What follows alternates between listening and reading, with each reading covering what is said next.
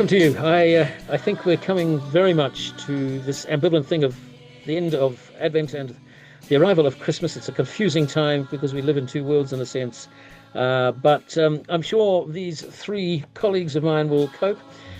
Kelvin in Anderson's Bay, John, I think, over the hill in Mosgiel, Chris Dodds in the Hokatipu. Welcome, and your first turn, Chris, so it's great to have you on board. And of course, we had Cara just a few days ago on one of these recordings. Kelvin, do you have some background for us about this passage from Matthew 11? Well, yes. This is, again, looking at two of the, or one of the great pillars of Hebrew faith, that is the pillar of prophecy, and John is described by Jesus as the greatest of the prophets. And to understand the way Hebrews thought of prophecy, you've also got to have a little bit of a think about the way they understood the law. These two pillars of Hebrew faith, law and prophets, and the Hebrew Bible had three sections: the law, the prophets, and the writings. Now, we think that a prophet is somebody who foretells the future, and we think that the law is a set of rules and regulations which everybody has to follow. And I don't think that that's the way first century Hebrews thought of it, and certainly I don't think it's the way Jesus thought of it.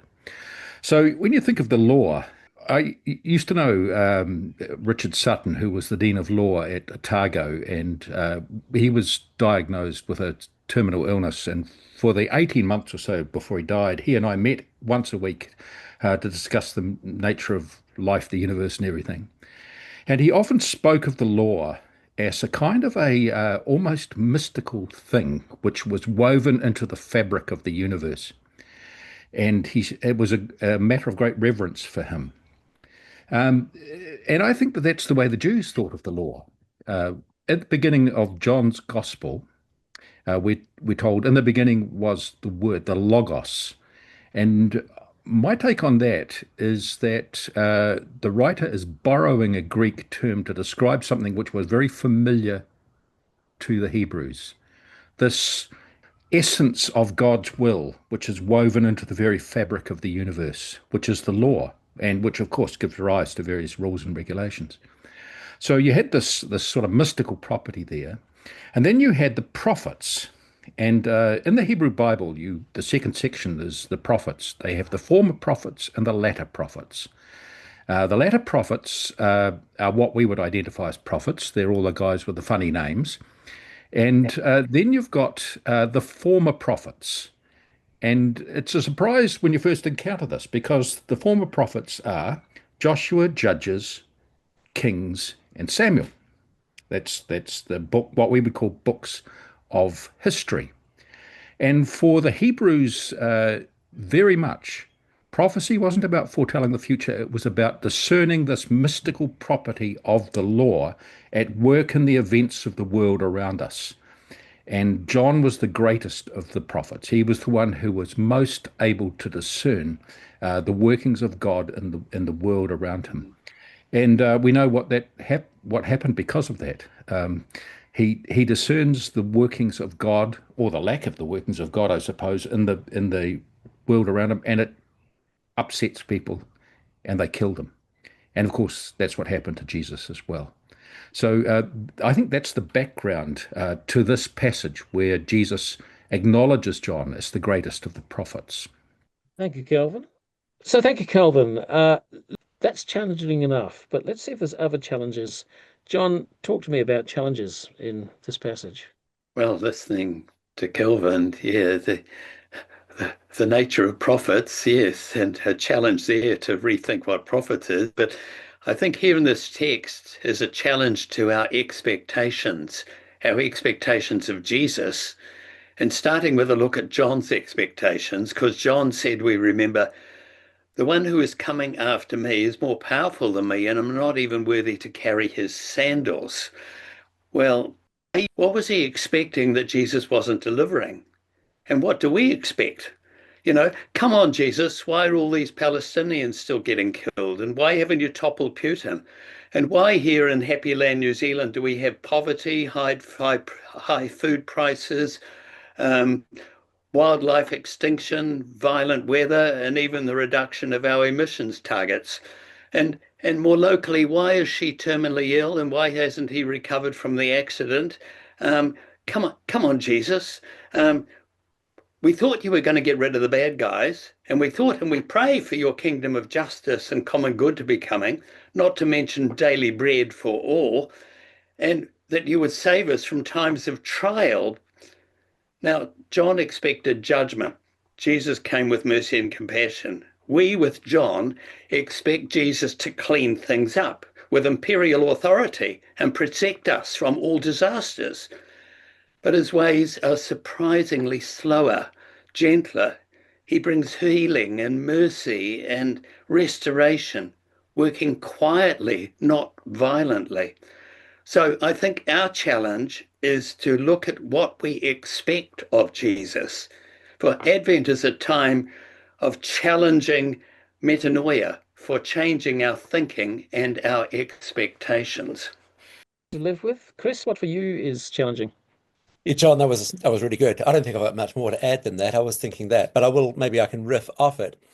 I think when we think about this season of Advent, the start of our calendar in a new year, and it's a chance of an ask, well, we can't answer the question, who am I or what should I do, until I can first answer the question of what story am I a part. And so we have these narratives, we have these ideas, and again, it's to Advent to come back to God's great story and the acts of God and God at the center to find our place. And as John really eloquently articulated, often our story and our expectations needs to be corrected and reoriented. But yeah, why do bad things happen to good people? And if Jesus can heal and save, then yeah, poor old John sitting there about to lose his head. It's very humbling, isn't it? All right, what's for you challenging, Kelvin?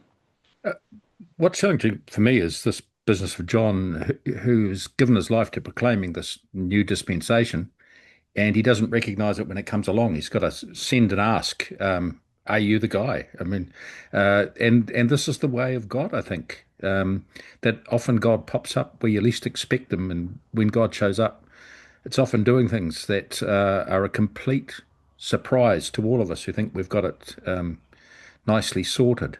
So that's my challenge: is where is God going to pop up next, and will I recognize God when God pops up, as God most assuredly will? Mm. All right, all very challenging, but I want a little bit of comfort here. Chris, where's some good news?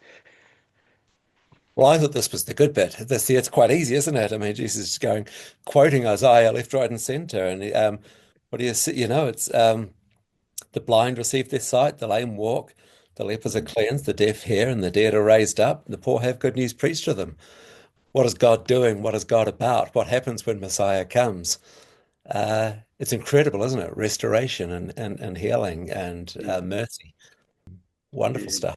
And at our best, the church can be vehicles of that. But let's see as we go on later on. Kelvin, good news. I'd echo Chris, really. Yeah, That the good news, despite everything, John asks and Jesus says, yeah. "Look what's happening," and people are being healed, people's lives are being restored, the freedom is being proclaimed, and that continues. That's the good news. Yes, indeed. John, do you want to add to that? What would you like to say about good Yeah, well, news? Chris and Kelvin have said it all. Jesus is good news. His Mm. presence changes things for the better. And looking at John, John might have got the wrong end of the stick, but John, he said, is the greatest mother's son that ever was. And the least of you is greater than he. Really? Is that good news? Well, whatever we think of ourselves and whatever our self-image, Jesus, in his usual subversive, inverse way, affirms us, saying we are greater than John. Really?